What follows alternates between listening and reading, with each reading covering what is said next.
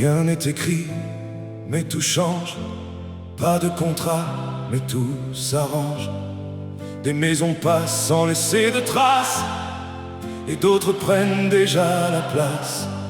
Haïti bouge, mais sans papier, sans loi, sans nom, sans identité. Tout se fait dans un calme étrange, comme une réalité qui dérange. Pas de notaire pour confirmer, mais des vies entières déplacées. Pas de preuves pour témoigner, mais des quartiers entiers vidés. Les portes changent de propriétaire, sans acte officiel, sans lumière. Haïti vit une transition que personne ne met en question. Les clés restent, mais les mains changent. Les murs restent, mais les vies s'éloignent. Ce qui était à toi hier devient à quelqu'un sans repère. Pas de justice pour contrôler, pas de système pour protéger. Haïti devient un espace où tout se fait sans trace. Haïti se vend sans signature, sans contrat, mais avec des blessures. Pas de loi, pas de vérité, mais des vies effacées.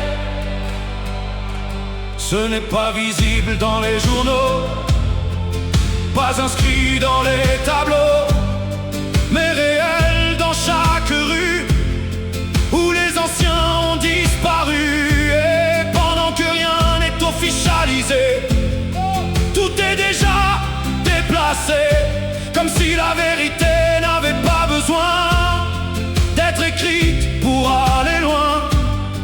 Pas besoin d'encre pour voler une terre, quand la peur fait déjà l'affaire.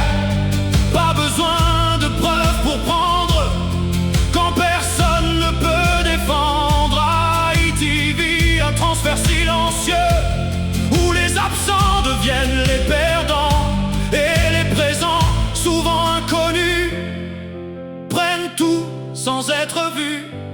Ce n'est pas légal, mais ça existe. Ce n'est pas clair, mais ça persiste. Une réalité sans document, mais visible à chaque instant.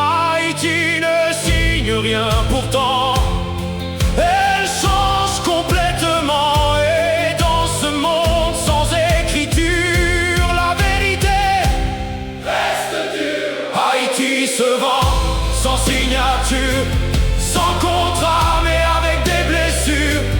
Pas de loi, pas de vérité, mais des vies effacées. Haïti se vend sans signature.